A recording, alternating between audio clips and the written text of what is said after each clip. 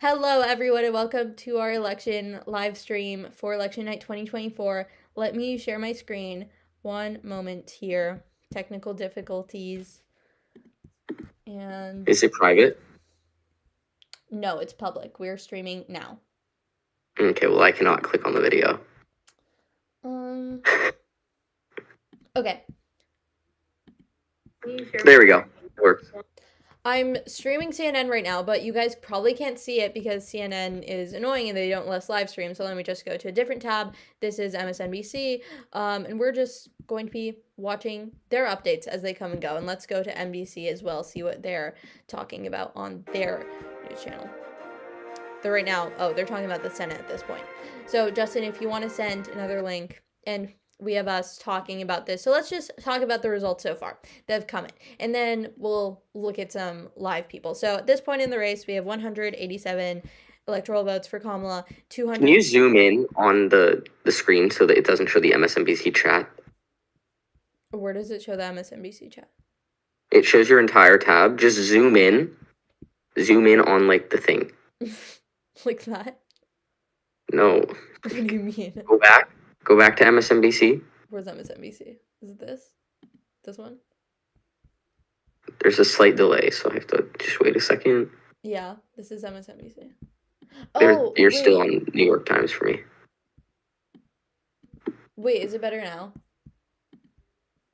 Ooh, there's a significant delay, which is good. You want a delay, but hold on. Okay, so zoom into just the screen so it doesn't show your whole tab. Like, literally zoom into it. Yeah, like you did. Kinda.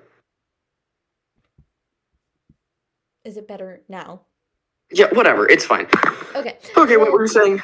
These are the election results so far. 187 electoral votes for Kamala, 230 for Trump, and a few surprises. So first of all, the fact that Trump is likely to win, 89% chance of victory by the New York Times, which usually underpolls him and expects less from him, as we've seen from the polling in 2020 and 2016. The pollsters are really hard at knowing what type of voters Trump brings out and low propensity voters and whatnot. So the fact that they have now basically said that 89% chance that Trump is going to win in the Electoral College is a sweeping victory for Trump. I guess not sweeping, it's only like a 30-point almost difference, but pretty sweeping considering this was such a tight election, which we kind of predicted in a lot of senses because all of the swing states were kind of in the same margin of error where they could go one way or another, and it seems like all of them at this point are going to go to Donald Trump.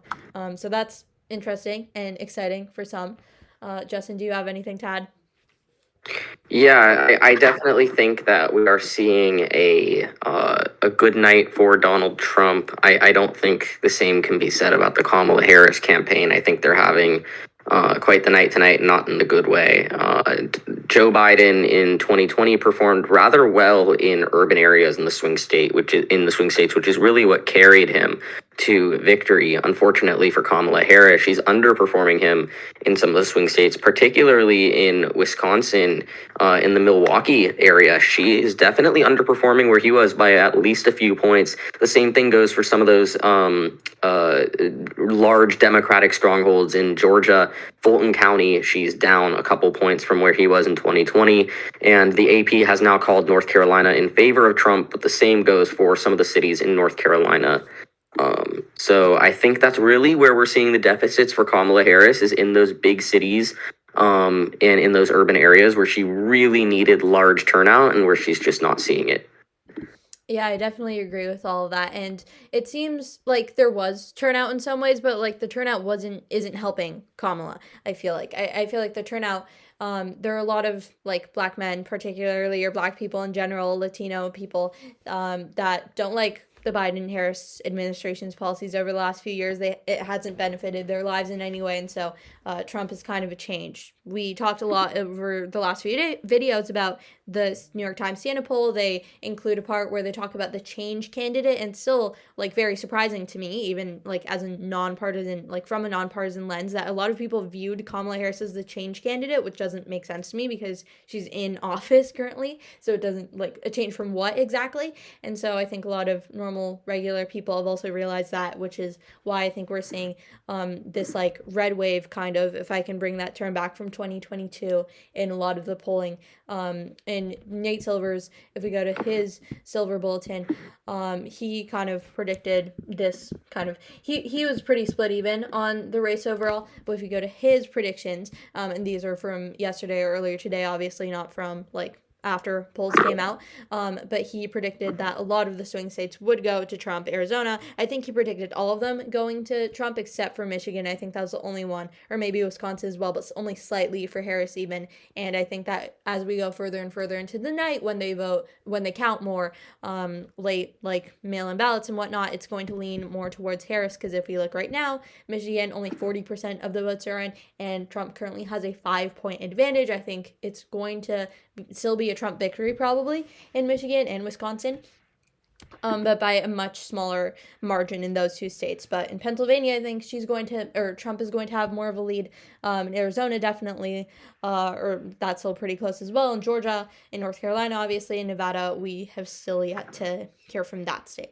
So overall, this race has been very surprising in a lot of ways. I expected it to be much closer, and it seems like the Kamala Harris campaign just wasn't able to get the vote out effort, as well as they did in 2020. And also the Republicans, they, like in 2020 and 2016 and 2022 with the midterms, they didn't get out the vote effort very well. Republicans are notoriously known for that. Voting isn't like a thing, like encouraging people to register to vote or something isn't really popular in Republican circles, and I think they saw the effects of that in 2022, and so they cleaned up their act this time around, which definitely helped in a lot of aspects. Also, just looking at Polymarket real quick, Polymarket has a 95.3% chance saying that Trump is going to win, so that's interesting for sure, because Polymarket really isn't dependent on like polling or like technical stuff. It's really what people think. So I think majority of people now realize that Donald Trump is going to be the 47th president of the United States.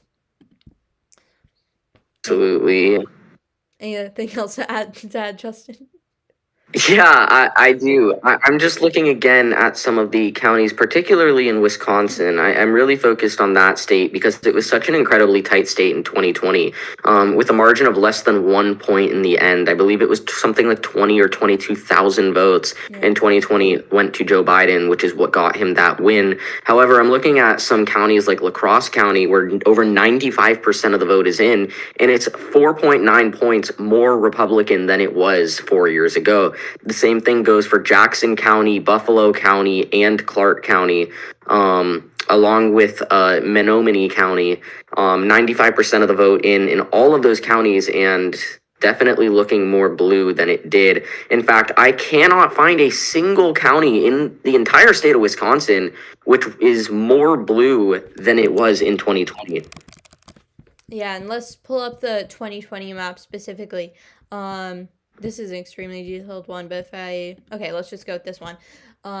If we go to the exact counties that you're talking about right now, and we go to Wisconsin here, you were saying La Crosse County. If we look right now, it says, or in 2020, it seems like in the middle of the county, or in the downtown area at least, that Biden won it by 35. And if we compare that to current results, so obviously it's not fully in, it's just 35%, and it seems like Kamala Harris is only winning the area or the county by a 9-point margin, which is obviously a massive deficit, though that's specifically in this area of the county. The county is obviously much larger, so overall, when you average it out, it's probably going to be less than 35% lead, or 35-point lead for Biden, but still much larger than the 9% that Kamala Harris is currently winning at. So, like you said, that's pretty accurate. I think this night definitely surprised me, at least. And also, we can just look at the shift from 2020. If you look at Wisconsin, like you were saying, it seems like a lot of these counties are like on average 5 points more Republican. So I think that's good, I guess, for the presidential front. We can come back to it later, but I also want to talk about the Senate. So the Senate races matter heavily because we know that obviously the president is going to dictate like executive orders and overall the direction of the country for the next 4 years. But the Senate is really where a majority of the legislation is legislation is going to come through, and so it matters where the majority in the Senate lies, which is currently a 50-50 dead heat when you're considering like people like Bernie Sanders or Angus King as independents, as Democrats, because they usually caucus with Democrats, but it's a 50-50 with Kamala Harris being the tie-breaking vote. And even before we came into election night, we knew that. I'll be right back. Continue. Great.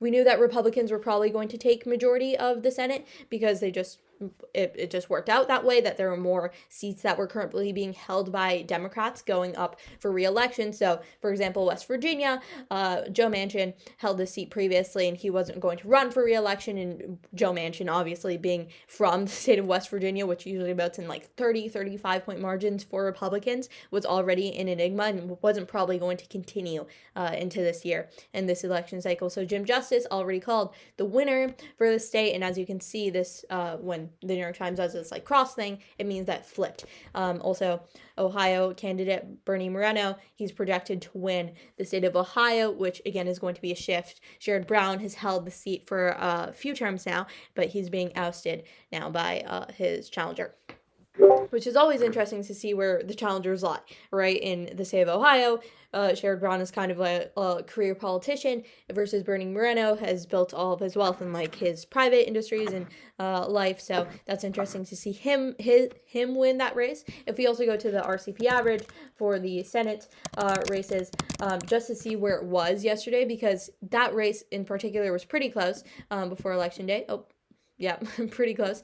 And if we just go to that, if it loads real quick, yes. And if we see Ohio, it said that Bernie Moreno, they predicted it in the average that he was going to win it by 3 points. And right now in Ohio, it seems like he's winning it by 5 points. So again, the Republicans underestimated once again by the polling. If we go to Montana, so this is obviously only 14% of the vote is in, but I think that this kind of voting pattern of Tim Sheehy winning about like 14% of the vote here, or sorry, 17, maybe not 17, but if we go lower down to like 10 or 15, I think that's going to continue throughout the night, because as we saw, John Tester he's a pretty popular candidate, actually. He's one of the senators in the Senate currently that has one of the highest approval ratings overall. The Senate and Congress has a very low approval rating in the 30s, which is extremely low, but John Tester was kind of an outlier. But it's interesting to see that even him, who was popular in his home state, is probably going to lose the seat. Well, not probably, definitely going to lose this seat. And we talked about this in past videos that focus specifically on the Senate, but I think part of that is because John Tester is seen as this like establishment Democrat who goes along with whatever Biden or Chuck Schumer wants to go with, and so that doesn't really resonate with Montanans who may have liked him because of his policies or his connections to the state, but didn't really align with where he was going or where the Democrat Party more considerably was going in their direction. So he really seems like the obvious turn for them to take with that. So I think the 17. Oh yeah, Justin, you have anything to add?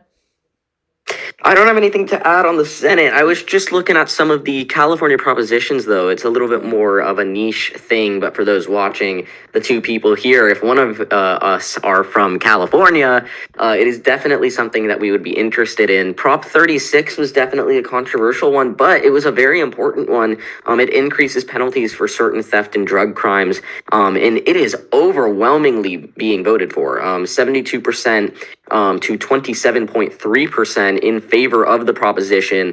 So it's pretty clear that that one's going to pass. Another one that I was really focused on was Proposition 33, which repeals bans on local rent controls. I'm kind of surprised by this one, but again, kind of a blowout for one side here. 64.3% for the no on Proposition 33. Again, that would ban rent controls.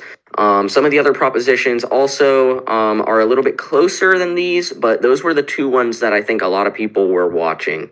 Okay, yeah, so Prop 36, I know that Kamala Harris, yesterday or today, she was asked by a reporter if she voted yes or no on this prop. She declined to answer because obviously she didn't want to bring this into the highlight of the race where she's trying to win a presidential race, which she is now losing pretty considerably. But yeah, she didn't respond to this, which is kind of surprising because yes is kind of like the conservative response on this, correct, Justin? No, yes is the more conservative response.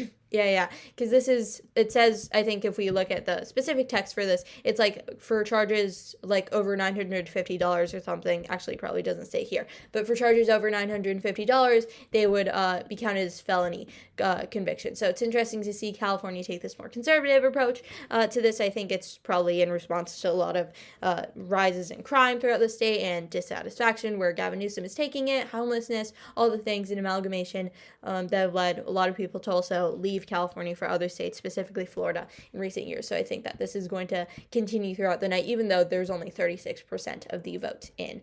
Absolutely. I'm also now just taking a little bit of a look at some of the blue wall states, or as they are referred to, specifically Michigan now.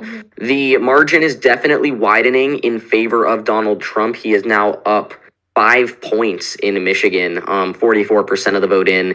If we just look at the shift from 2020, once again, I cannot find a single county in the state that has shifted more blue since 2020. They have all shifted more red.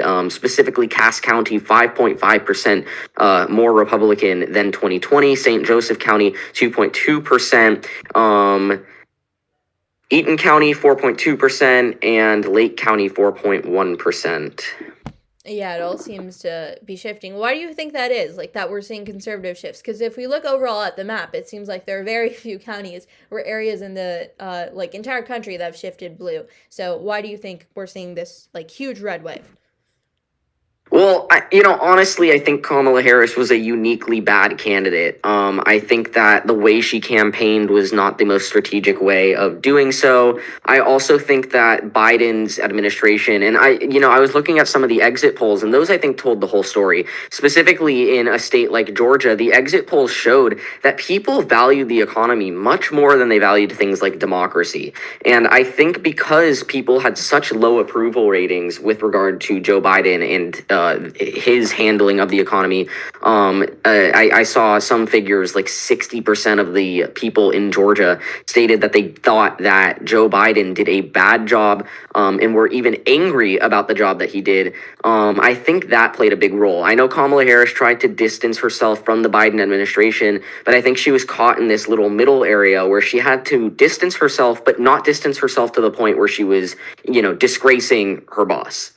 Yeah, exactly. I completely agree. I also think that some political commentators have called Kamala Harris like a nothing burger of a candidate, which I think is pretty accurate actually, because she's kind of just like this continuation of the Democratic like institution and machine, and she's not really changed. She's also doesn't like seem particularly genuine. In a phase or like in past decades, we've had like presidential candidates who are extremely charismatic, like Barack Obama, Bill Clinton, Reagan, obviously. And so when you shift it over now, even like 2012, like Mitt Romney and Barack Obama were two great candidates. 2016 kind of shift. Even 2020, like Biden seemed like more of a interesting, kind character that people could resonate with more. But Kamala Harris, I feel like no one can really relate to her, even if you may come from a similar like ethnic or like background as her. Like statistically, you don't really connect with her because she doesn't come off that way. She's not genuine in any sort of way, I think, for a lot of people.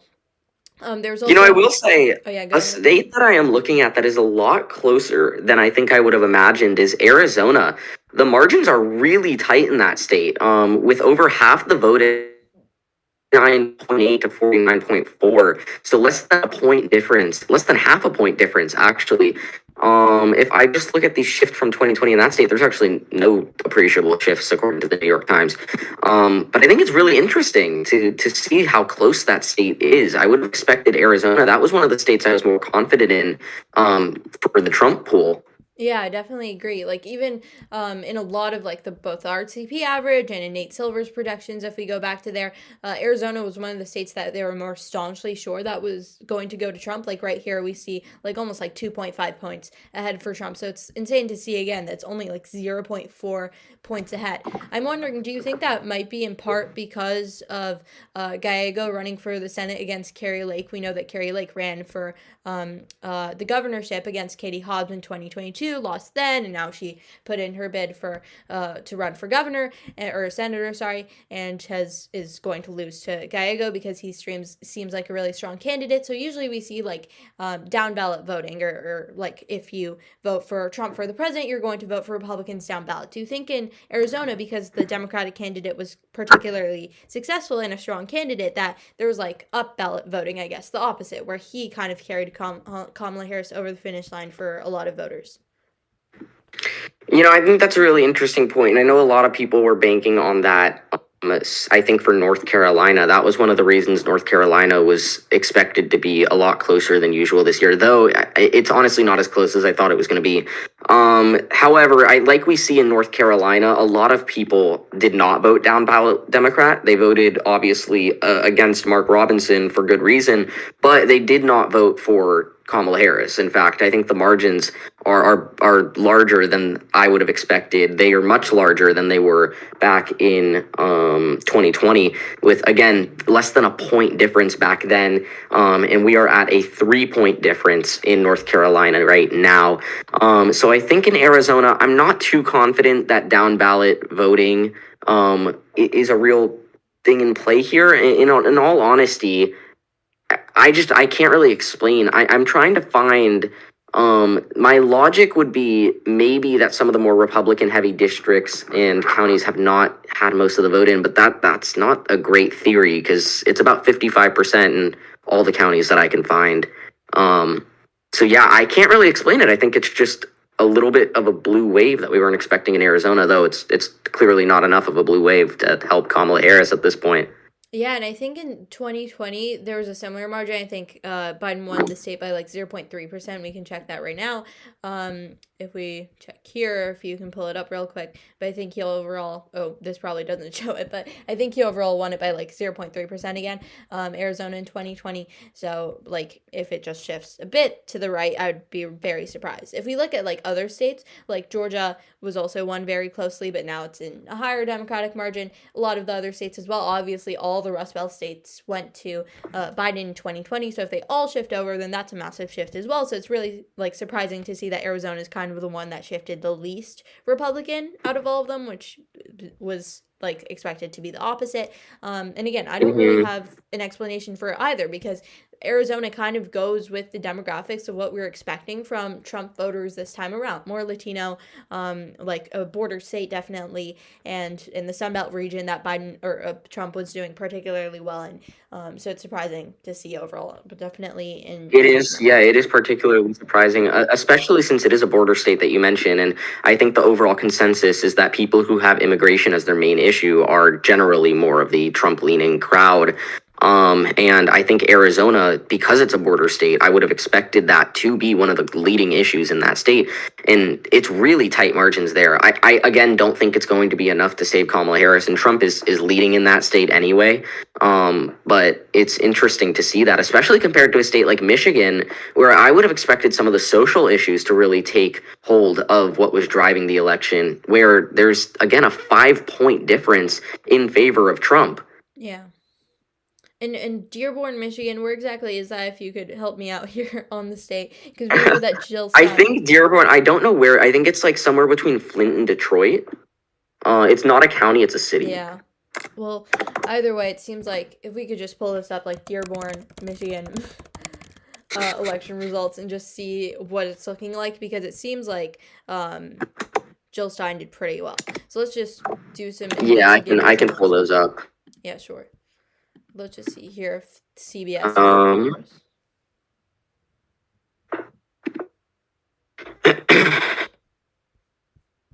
Okay, well, this is being particularly slow. That's not helping us much. And... yeah, I can't find the Dearborn results, actually. I think it's because it's too small of a pool.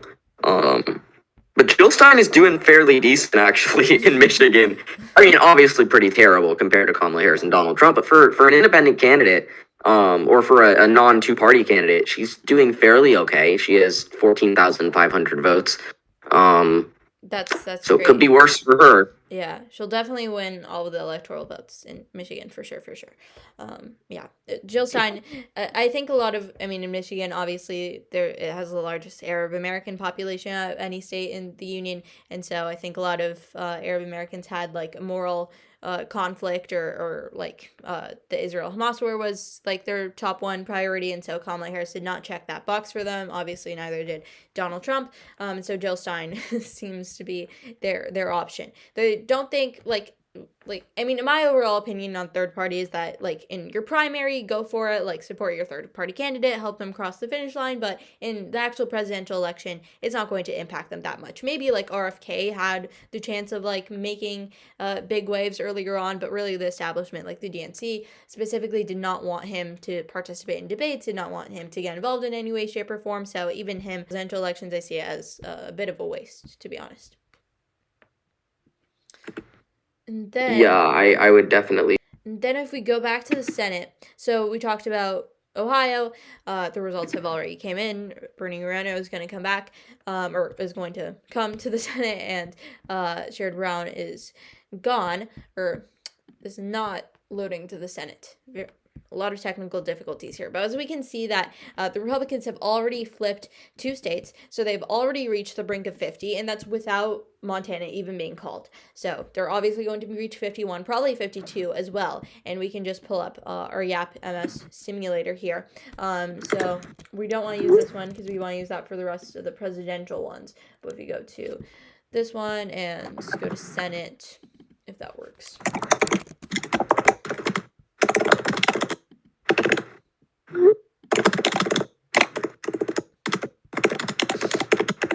You're typing very loud. Sorry.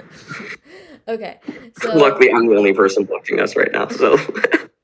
well, okay, so a lot of these states we already know, like Nebraska, no conflicts about who's going to win that race. The rest of these, but the swing states that are very important are obviously Pennsylvania. Dave McCormick currently leads, which is extremely surprising to me. Listen, he's been doing a very good ground game in that state. 83% of the vote is in. There's still chance for Casey to turn this around. Also, Casey is the incumbent, so if he's not able to win this down, then it's going to be just a massive blowback for Democrats. And I was kind of I think this election is definitely an inflection point where the presidency has been held by Democrats for a while, except for that short stint with Trump and the Senate for the last few years. And so if Democrats just like won the presidency and kept control of the Senate, I think that it would be a pretty deterrent factor for Republicans moving forward. But I guess that's not going to be the case, and we're going to have this like push and pull back and forth for a while now. There's like a stretch in the 20th century where like for 50 years or something, only Democrats held control of Congress, which is pretty crazy to think about now, but I don't think we're in that type of era at this point in time. So interesting to see that Casey has now lost this election. His election, like re-election campaign, was one of the ones I was actually more sure about. His with Jackie Rosen in Nevada, which the polls just closed. So we still need to, like, obviously they need to process the votes and for more information to come out. Actually, no, they haven't closed. Yeah, they close in a bit, but or actually no, they close, yes. And then Slotkin, I also think in Michigan, I thought she was going to win. Again, surprising. I think that, like, I don't know, honestly. Maybe it's because the RNC just changed their leadership up this year. They obviously had the McCain family person, who is it again? Or not McCain, sorry, Romney. I forgot her name, but she was in charge of the DNC or the RNC during 2022, which led to a lot of people wanting her to resign from her role because of the massive like lack of red wave that happened that year. So I think this year with Laura Trump being the co-chair, she helped turn this around for a lot of Senate candidates, definitely, because they realized the importance of the Senate. In 2022, they lost Pennsylvania to Fetterman from Oz. He was a terrible candidate. And Herschel Walker lost in Georgia to Raphael Warnock. Again, pretty bad candidate there, and so they kind of just like lost these elections for no reason, just for having bad candidates. But this year they turned it around. McCormick was actually, fun fact, the person who lost the primary to Dr. Oz in 2022 because of just President Trump's endorsement he gave to Oz for some strange reason, just like to Oz, but that wasn't enough to pull him over the finish line compared to Fetterman. Also, another thing to note is that Ted Cruz has won his reelection bid in Texas.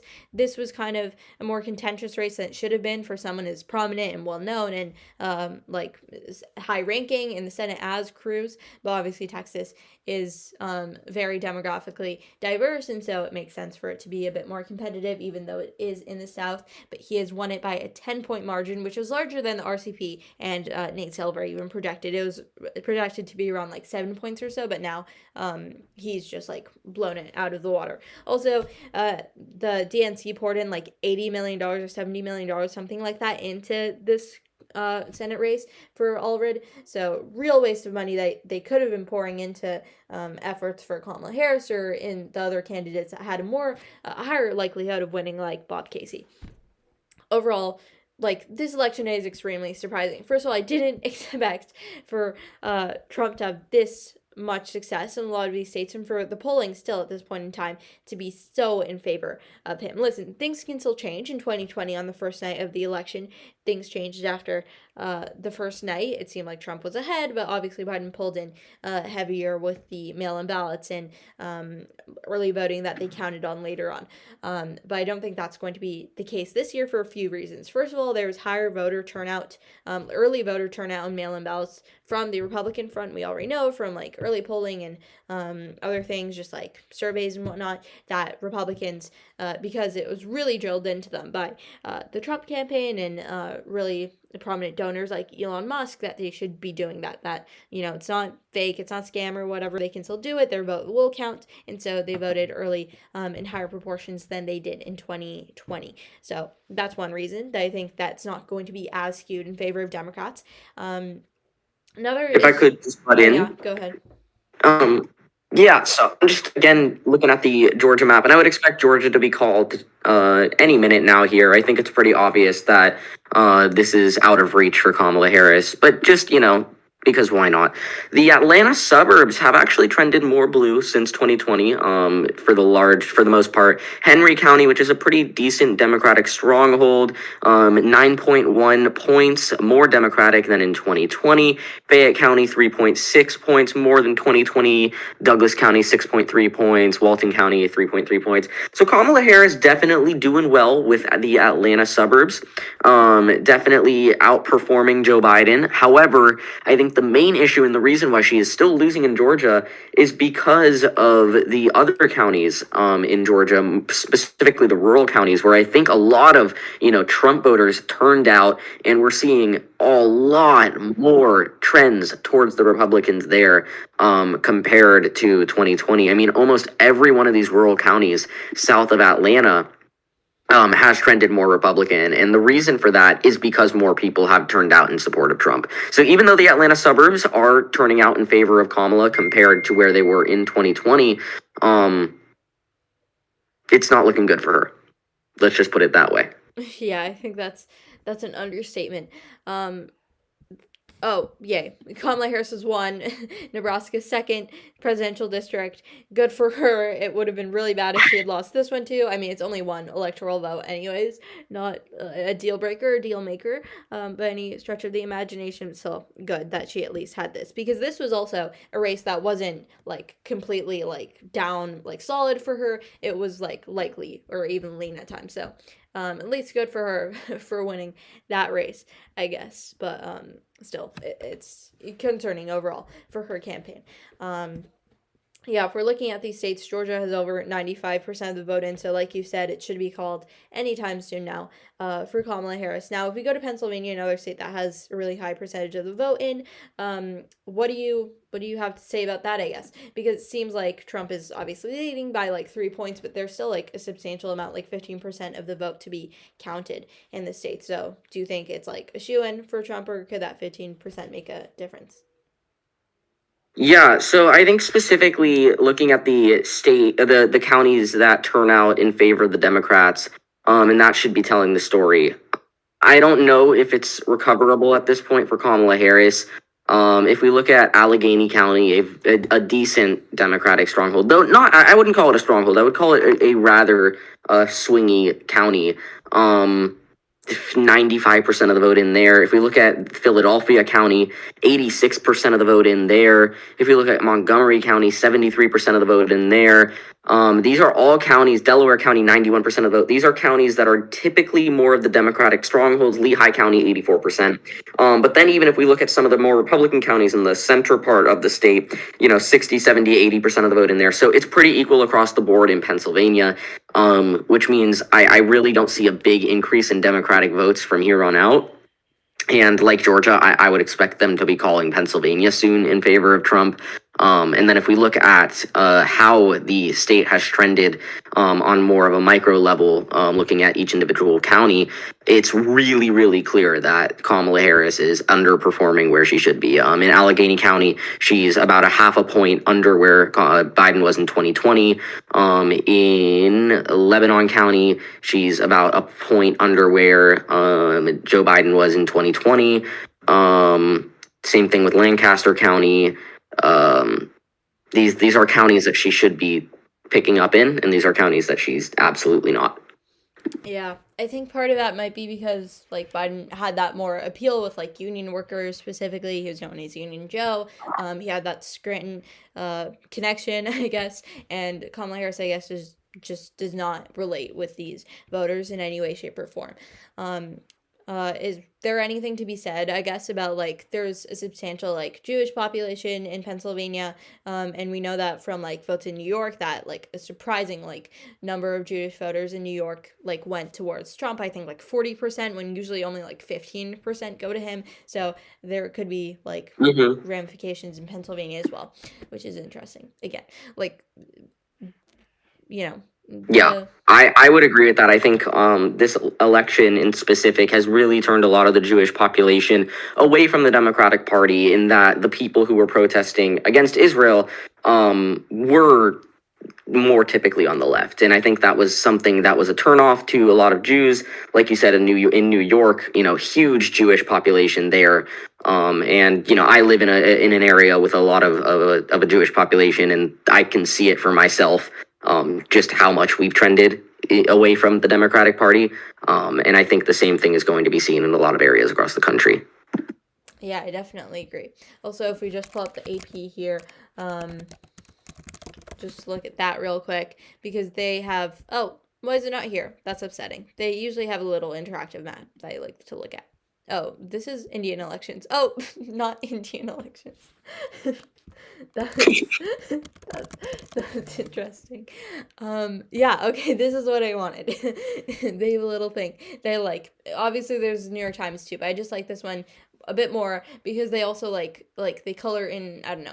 It just, says, I like the colors, okay? No more justification needed for this. But yeah, we have currently 230 to 210, same thing. And so we're really waiting in on the major swing states here. So Arizona, Nevada, Pennsylvania, Michigan, Wisconsin, Georgia is going to be called on soon, presumably.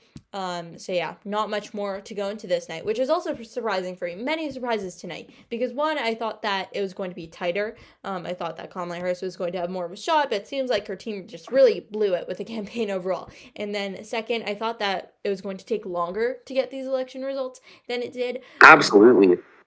I agree with that, yeah. Yeah, I expected it to be more like election week, or like we'd get the results by like Thursday or something, but it seems not. And also it kind of seems underwhelming, like maybe from a person who's like really into politics and like I've been paying attention for like I don't even know like how many years now. And like last year we talked about like the different Republican primary candidates and whatever, and like leading it all to November 5th, and then just have the results tonight kind of seems like a letdown for like excitement purposes, I guess. Just looking at Wisconsin, I think unlike Pennsylvania and unlike Georgia, there is a little bit more room there for some growth in Kamala Harris's numbers. I wouldn't be too confident at all if I was her campaign, but I think they can find some hope anywhere they can find it. And specifically, I'm looking at Milwaukee County here in Wisconsin. Only half the vote is in. That's a huge Democratic stronghold. So they're gonna need the numbers there. I think that could be helpful for their campaign. A huge population comes from Milwaukee County, and not a lot of the vote is in. Oh yeah, that's definitely something to consider. Though I'm wondering how much it'll actually impact it because there are still like four like points that Kamala Harris has to overcome from Trump, with only like even if Milwaukee County, where there's still like half the votes to be counted almost, if that's even enough to sustain it. Overall, I also think that like the Kamala Harris campaign will probably like request a recount or an audit in some of these states, like the Trump campaign did with all of the swing states in 2020, basically. So maybe not with like Georgia. That seems like they've lost it pretty handedly. But if the margins tighten up a bit in Wisconsin, Michigan, I think that they could definitely have a better chance. Though Michigan, maybe, Michigan still half the votes are to be counted, but Pennsylvania, Wisconsin, Yeah. Michigan, and then maybe even Arizona, which seems to be less close than before. I think actually it was still 0.6. Actually, no, it's earlier when you checked it was 0.4, so now it's 0.6. So a bit more in favor of Trump, which is what we expected, but still like shockingly close. Another thing, in Wayne County in Michigan, that's another big Democratic stronghold. Is a eastern county that has Detroit in it.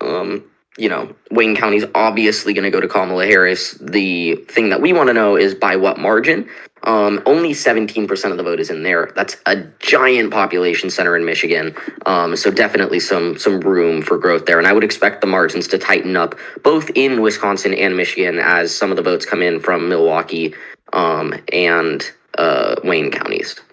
Yeah, just looking at this from like overviewing this, it seems like a lot of the rural counties have like a large percentage of the vote in versus like you said Wayne County or the other counties that are more like urban center don't have as much of the percent of the vote in. So assuming that majority of those votes continue to go to Kamala Harris like they have in like the 25-30% margins that we're expecting, then it could possibly tighten up Michigan enough to get this Do much you know closer. what's happening in Nevada?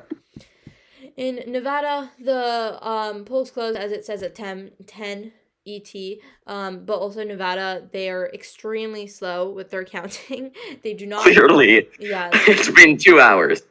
yeah, they do not count votes like that came in previously. Also, they have a thing where they don't even like it takes like 2 days to get their election results. So that's concerning from their end.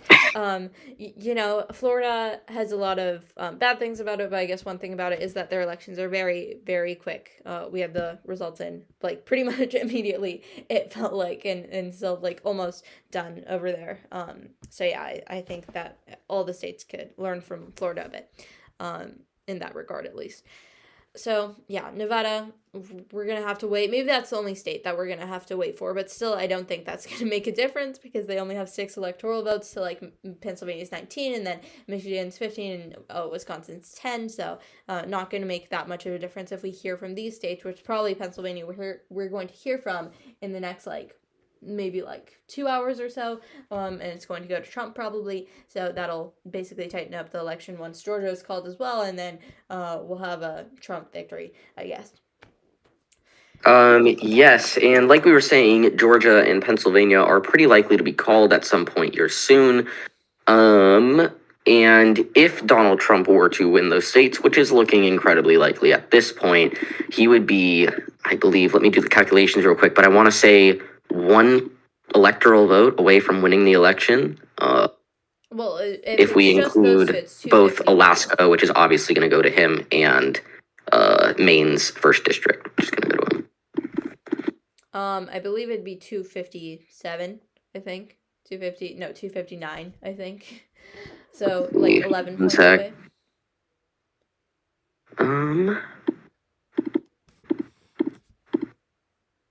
Oh no, that should put him at 270 if he's able to take check here. The Maine district, Alaska, Georgia, and Pennsylvania. That should put him exactly at 270. Oh yeah. Here we go. Yeah, 270 exactly. So if he can get those two states, that's his path to victory here. Wow. That's exciting for him, I guess. That's crazy that Pennsylvania. I didn't expect it to. I mean, it was very even going down, and then North Carolina didn't even seem to be like a contest. Like I didn't expect North Carolina to be a swing state in the first place in like the past month or something, but in the past 2 weeks it seemed like it became a swing state all of a sudden, which I also didn't expect. Trump won it in 2020 by like 3 points or so, still like a very slim margin, but like not as tight as like Arizona, where we had like a 0.3% victory. So North Carolina got called pretty early in the evening for Trump. So I think that kind of settled a lot of like Democratic hopes. Also Iowa, that recent Iowa poll that we saw, that a lot of people were flaming me for on a recent YouTube video on that. Listen, I'm just calling the shots as I call them. And if you watch the video, you would have seen they said that I thought that the poll wasn't going to be accurate. And guess what? It wasn't. So Kamala Harris did not win the state by 3 points as Ann Seltzer was projecting, which I don't know, maybe she was having a seltzer of her own when she was making that poll.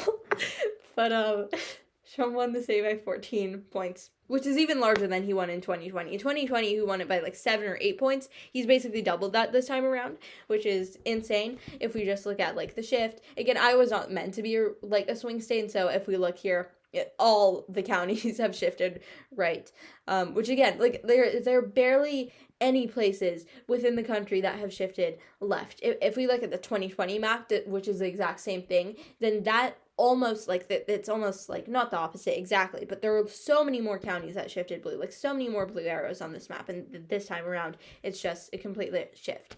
Also, this is all kind of surprising to me because the political climate seemed much more like even. I feel like people still didn't like Kamala Harris necessarily, or didn't see her as a great candidate, but seemed more like a balance of the lesser of two evils rather than like a full-on victory for Trump.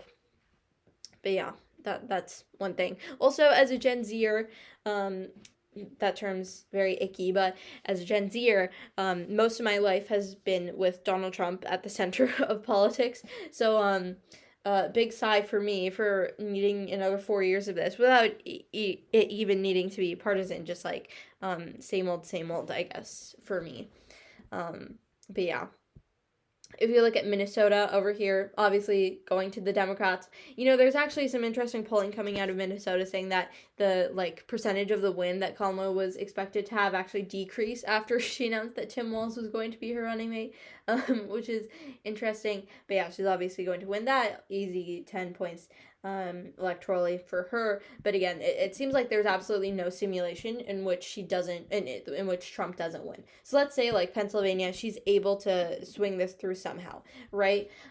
Which I don't see at all, because again, when we're looking at it, there's 13% only of the vote to be counted in, and she's still 3 points behind, which that's pretty astronomical in my opinion.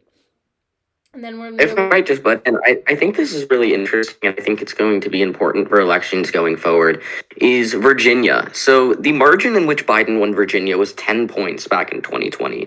And we saw, obviously, he had what some people would call an electoral landslide. He won pretty much every swing state.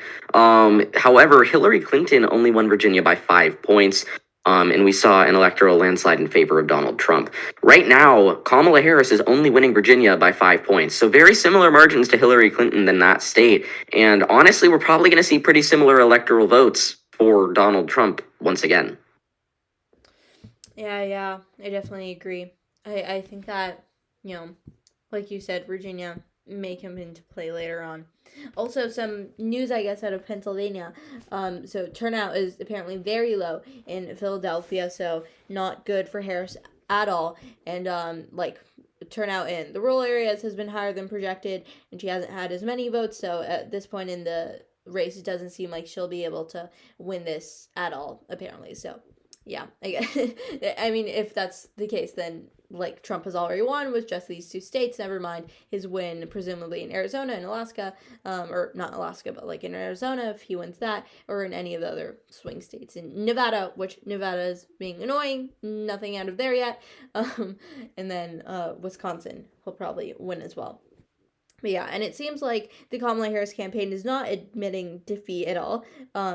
They're I don't know what their exact thing is, but there was this new tweet saying that news reports of panic within the Trump campaign are spreading following reports of massive turnout among women voters. This is huge.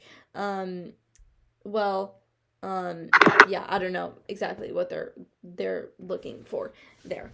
I think that this election has been a very large gender divide. But anyways, back on the polling aspects of it, let's go back to the Senate. If there's nothing else to update us, I guess, on the presidential front, talking about the different swing states. So in Wisconsin, Tammy Baldwin is the incumbent. She is again losing to Eric Hovde. All of these Senate states or Senate races, the Democrats are losing. The Republicans are winning. If they do, they are going to have a slam dunk victory. So let's just fill this out real quick with all the states that we know are going to go one way or another, and then filling in the swing states. So we know all of the states over here, definitely. And then again, Vermont and Maine, we're just saying is blue because it's Angus King and Bernie Sanders, who we know caucus with Democrats. And then the rest of these states, pretty normal and expected. Florida, we saw earlier, called for Rick Scott. And I think that's all the swing states know, or forgot New York as well, obviously. And I think that's it, I believe. Oh, also New Mexico. Okay, yeah. So what we're left with, and already this is like 50, right? This is 50 to 41, just as it is. But then if we say that they win Ohio, they win Montana, they probably win Pennsylvania, Michigan, Wisconsin. Oh, sorry, forgot about New York again. And then if they win Arizona, or not Arizona, but if Democrats win Arizona and Nevada, Hawaii as well, then we have a 55 to 45 Senate, which is like an astronomical victory for Democrats. Like, that's crazy. I mean, for Republicans, that's crazy. Like, that's insane. That's insane margin that we haven't seen in a while in the Senate. So that's spit in the face to Democrats, to Nancy Pelosi and Chuck Schumer, for them both losing the presidential front and the swing states, especially when the polling was so in favor of the Democrats, like up and down the ballot. Like look at this. So obviously not like Minnesota, we know that was going to go to Klobuchar, but like Alyssa Slotkin projected in a lot of these to like win it by like probably 3 points on average, right? Casey projected by 2, Baldwin projected by like anywhere from like 1 to 6. Rosen, I'm still holding out hopes for her probably winning this. I think she's still going to win. She also got a massive bump after Kamala Harris was announced to be the Democratic candidate, so she just like absolutely blew it out the water after then. She was leading by like 5 points when Biden was the nominee, and then when it shifted over to Harris, she started leading by like 10, 15 points. But in the last few weeks, it's tightened up. It's tightened up again because Sam Brown, they've been just leading incredible campaigns up and down the ballot. Sam Brown, Mike Rogers, Eric Hovde, McCormick, all of them. And then Carrie Lake, I think that this is going to be a win for Gallego, because I don't see how really, even if people like Trump and in Arizona, they're going to vote for Trump, I don't see how they're going to vote for Carrie Lake. Also, yeah, that's an yep, I would agree. And the AP just reported that the Republicans have taken control of the Senate, so I think that they have made their projection, and I would agree with that projection. We now have a little bit more coming out of the state of Michigan. The margin has increased in favor of Donald Trump. Once again, the margin now, he is up, let's see here, 4, 5, 6 points in the state of Michigan. It's an issue. It's an issue for Kamala Harris. This is the state that, honestly, I was most confident about her winning. If I were to make my, bet on any state that Kamala Harris would have won tonight as, like any swing state, it would have been Michigan. And the margin is not even really that close. Once again, only 26% of the vote in Wayne County, which is a huge county, and a big Democratic stronghold. But again, it's not a good look. I think the big impact in that state was the Israel-Palestine conflict. Because in all honesty, a lot of people turned out for Jill Stein instead of Kamala Harris. Spencer Cox, by the way, a Republican, reelected in the state of Utah.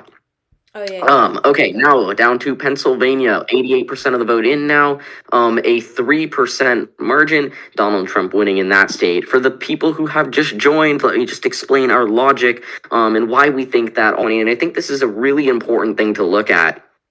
There has been a Republican shift in almost every single county in the state of Pennsylvania.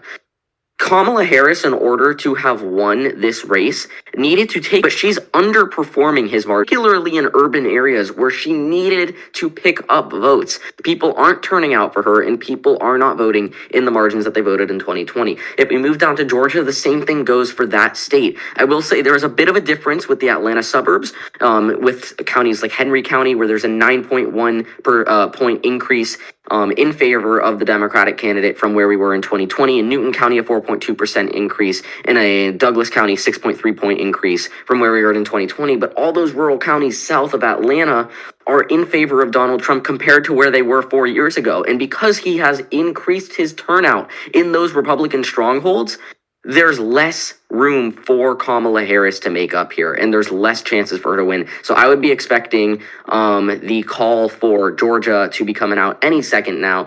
And Pennsylvania, although it's definitely still too close to call, it's not looking good for the Kamala campaign. Yeah, definitely. This entire election cycle is very interesting. Like, we had Joe Biden just like absolutely destroy it at his debate, having to drop out. Trump gets shot. Kamala Harris is put in, and a lot of different twists and turns throughout the cycle. And this isn't really the like result that I was expecting. Sure, we heard that there could be a blowout one way or another, and I even said that, but I wasn't expecting it necessarily. I thought that would be more tame, I guess. But again, if we're looking at our projections for the rest of the night, I think that all of these states go to Trump. Not in these margins, obviously, more lean or likely states, all of them. But then Nevada, I'm not sure about Nevada. Honestly, what would you mark it as for now, Justin? Honestly, in my pre-election predictions, I marked Nevada as a Kamala state. I thought she was going to win Nevada. Obviously, nothing has come out of the state, so it would be, irresponsible and ridiculous to call it in favor of somebody right now. Because there's literally zero votes that we can look at. However, I obviously favored her too much in my pre-election predictions. I thought she was going to win the entire blue wall. I thought she was going to win Wisconsin, Michigan, and then also Pennsylvania. She's down. She has deficits in all those states. She's down 4 points in Wisconsin, 6 points in Michigan, and 3 points in Pennsylvania. Once again, Pennsylvania is going to be hard to recover given 88% of the vote is in. But Michigan and Wisconsin could narrow the margins there for sure.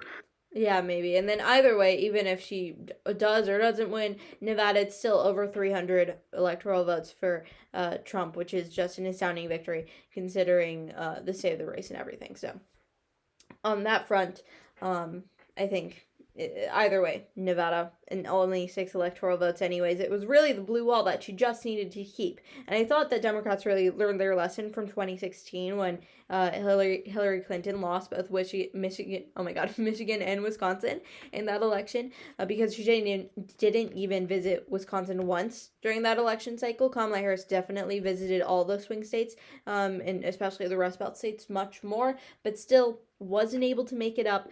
And this is a pretty online reference, but Pete Buttigieg recently went on Jubilee and talked with Michigan voters, and I think in that episode you got a sense of what the independents and undecided voters in Michigan were actually thinking. Some of them it was because of the Israel-Hamas war, and then other parts of them just like they weren't interested in Kamala Harris as a candidate, didn't see her as a change like you've seen in polling. Like, that's their number one thing. And also, as you referenced earlier, exit polling, the number one issue for voters is the economy. And when you have an administration that over the past 3 years hasn't done anything good for the economy in their eyes, even though some statistics point otherwise, when it's not affecting their like real life, going to the grocery store, filling up their car, they're not going to vote in favor of that administration. So Trump seemed like the better option, or maybe they just didn't want to vote for either, which I think definitely impacted them in these swing states.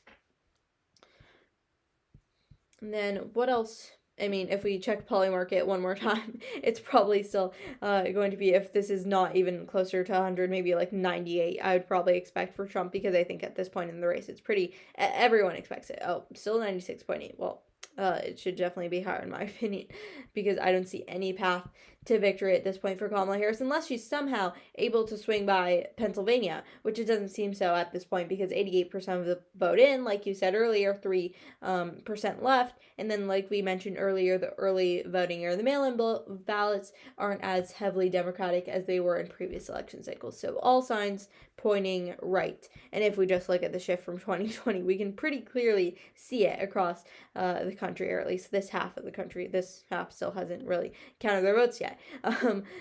California, Oregon, Washington, the Pacific, well, we obviously know that those states are going to Democrats either way, but we just are waiting for Nevada kind of to get a start on like counting their votes, as well as Alaska, but Alaska gets a bit more grace since they're all the way in their other time zone. But if we, the Senate we've already gone over.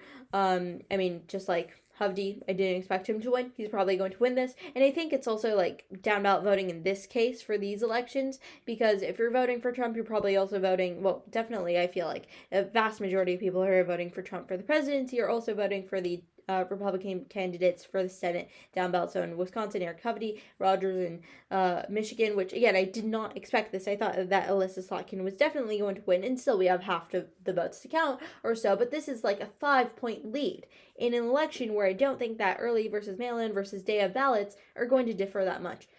Based on party and based on who they eventually voted for. And we already know that's like a 51% or 51 seat majority for the Republicans. It just depends how much of a majority they get with the rest of these seats coming in. And then if we check back in on Pennsylvania, it's a much, much tighter race. It's just 1.1% that differs them, which could be enough for Bob Casey to overcome, with still 14% of the votes to count. But as Justin touched upon earlier, it doesn't seem like the turnout in the urban areas was enough that the Democrats, meaning they, were hoping for in a lot of aspects. And then if we just check over in the House, so the House isn't getting as much attention, obviously, because the presidency is really what everyone is more concerned about right now. Republicans hold a slight majority in the House, though it hasn't helped them all that much, because that slight majority is also the Freedom Caucus that usually disagrees with the rest of the traditional establishment Republicans in a lot of aspects. But there are some races that I'm particularly interested in. So if we go to Michelle Steele, where's Michelle Steele? Oh, they haven't probably counted her votes yet.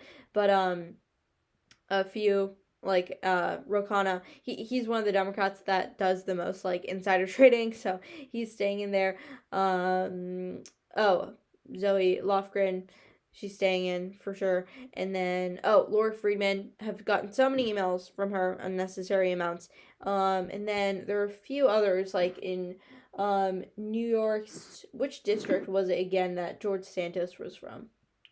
I forgot, but his whatever Long Island's district is. Was it Long Island? I don't think it was Long Island. No, I think it was. Was it? What was it? Nassau County? Yeah. I don't remember what county it was. Let's just check here. George Santos. He was from the the 3rd district. Okay, yeah. Oh, yeah. He was a Republican, obviously. And so it seems to be shifting over to the Democrats in this case. Though, yeah. I guess 2-point margin, 95% of the vote, and we can probably say that label it as a safe D state. So district. So yeah, and the control. A lot of people are saying that this could be slightly won by Democrats to the House. Still, I don't know how much that is going to be impacted by the presidency. And as we can see, for I think the 3rd consecutive election, pollsters have underestimated Donald Trump and his support. And in the Senate was the most surprising thing to me, actually. In the presidency, we went over a lot of the different scenarios that could come up on election night, but in the Senate, I did not expect just like a blowout for all the Republican candidates in all these states, right? In Montana, I expected it. In Arizona, I think Ruben Gallego was probably going to still have a chance, and the remaining 50% of the vote to be counted. Nevada, we still don't know, but Jackie Rosen. But these 2 states we're sure about. It's Wisconsin, Michigan, Ohio, and Pennsylvania that were the major concerns. So just all Democratic losses over here. And then going back to the presidency, Georgia has not been called yet, which is strange to me. Any reasoning on your side, you think, why they haven't called Georgia yet, Justin? probably something to do with the Atlanta suburbs. They're probably worried about calling it, she has a 200,000 vote deficit in Georgia, which I don't think you're going to make up with some some Atlanta suburb votes, especially since almost all of those counties have over 95% of the vote in. But I think they're just waiting. They're waiting on those. Actually, no, it could also be Chatham County, where Savannah is. Only 70% of the vote in there. But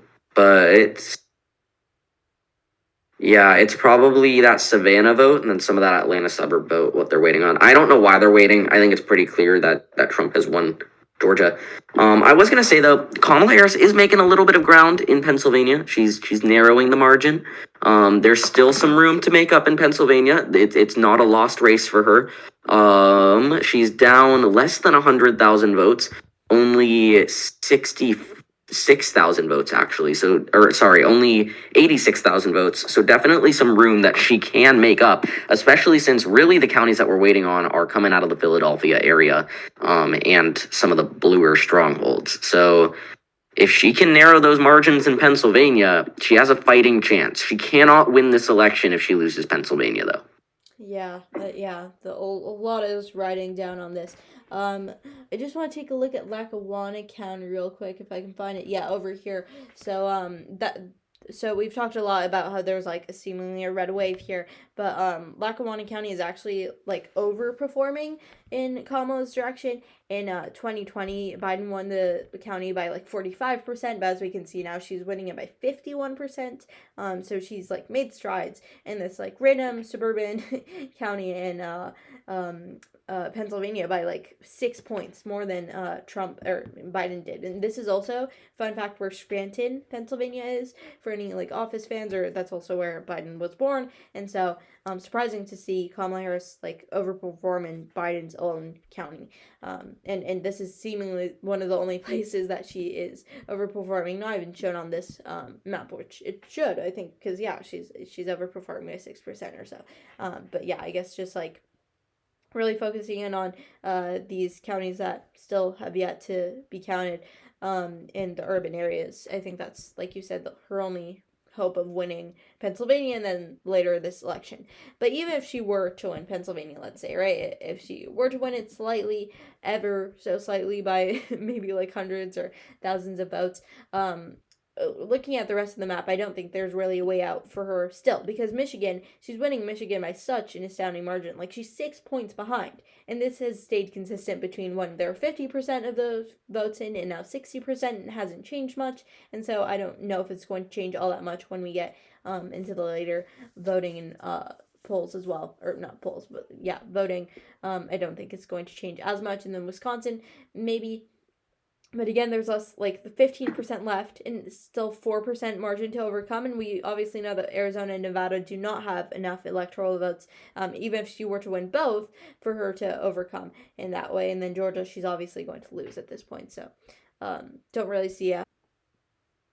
I mean, I would agree with that. I think we've pretty much covered everything. I would say that she has probably a better chance right now in Pennsylvania than she does in Wisconsin, just because the margin is narrower there. In Wisconsin, she's down 100,000 votes, and it is a 4-point deficit. Unless she can pull a bunch of votes out of Milwaukee County, I really don't see a way she can come back there. Pennsylvania, she has a chance if she can pull, votes out of the Philadelphia suburbs, which still have a solid amount of votes to be filtered through.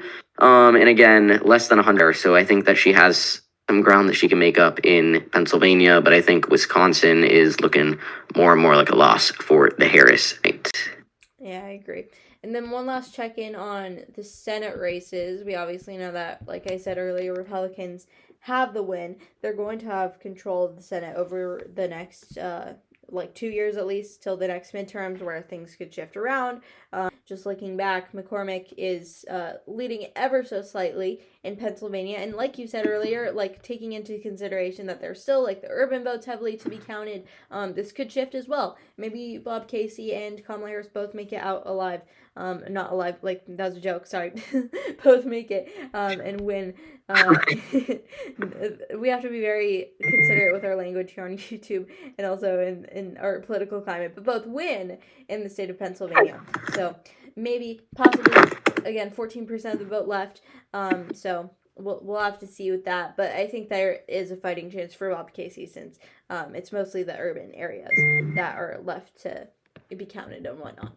And then when we move over to Michigan, we see that still it's like a 5% like, deficit that Slotkin will have to overcome. I think this overall really mirrors the presidential results. I think it has largely been based on like turnout and whatnot. So again, I don't know how much you can overcome this, but there's still more votes to be counted. And I think Michigan honestly is one of the more states that could be more skewed in terms of like earlier mail-in ballots and whatnot.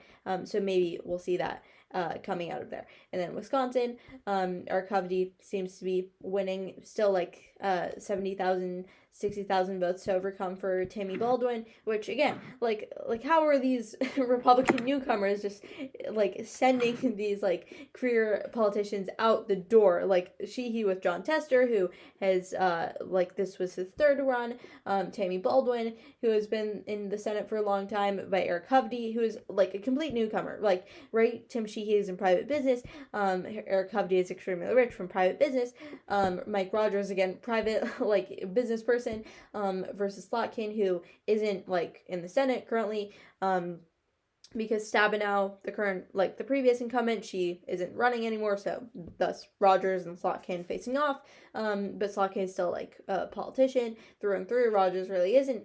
And then in like Dave McCormick, also like very like businessy person, versus Bob Casey, who's again been in the Senate for so long. So very interesting to If I can, sorry, just interrupt. Oh, yeah, CNN projects that Donald Trump has won the state of Georgia in 2020, a state that he won in 2016, and a state that he has regained. Wow. This is also, fun fact, this is the first time, if Trump were to win, presuming he does, this is going to be the first time in the second time in American history where a candidate wins election and then loses re-election and then runs again and then wins. The first is Grover Cleveland. So, fun fact to share in class tomorrow, I guess. And then when looking at the popular vote, if Trump is able to win the popular vote this time around, we know that he didn't. In 2016, and if he were to win it, it would be the first time since 2004 where a Republican won both the Electoral College and the popular vote. So that'd be really surprising as well, and it'd be like exciting to see what the Democrats' response to like a full-out victory, because a lot of people have said that like the Electoral College is a form of like DEI or something, and that it supports Republican candidates, which it kind of does. That's kind of true, because it helps Republicans way more than it's helped Democrats, just based off like populations and like these rural areas. But if they also, like, Trump is able to win the like popular vote as well, that'd be interesting to see how they cope with that, I guess. But Justin, anything to add, or should we end it for tonight, I guess, and then follow up with another video or something tomorrow or tomorrow morning or something? Yeah, I think we're gonna follow up with a video tomorrow. It's gonna be an interesting night. I don't think we're too far from a projection of who has won this election. Mm-hmm. It's happening a lot faster than I would have expected. I didn't think we would have Georgia and North Carolina called, and pretty much Pennsylvania known at this point. And I think we're gonna know by the morning. So Yeah. we'll make a video tomorrow. Yeah, definitely. Really, all we're waiting for is Nevada at this point, and then for Michigan and Wisconsin to finish up tallying their votes, and then Pennsylvania, really the only like slight margin that they can make. Still very, very slim. 3 points, 10% of the vote in. At this point, to be brutally honest, I don't think that Kamala Harris will be able to win that state necessarily, but we'll see again, and then we'll check in back tomorrow. But thank you all for watching. Have a safe election night. I know some cities have been boarded up at some point, so no matter who wins or loses, if it's your candidate or not, just make sure to stay civil and engage in civil discourse. That's the key word there, civil. And have a good election night, right? This only happens like once in every 4 years, so let's have fun, be patriotic, I guess. Any final words, Justin? None from me.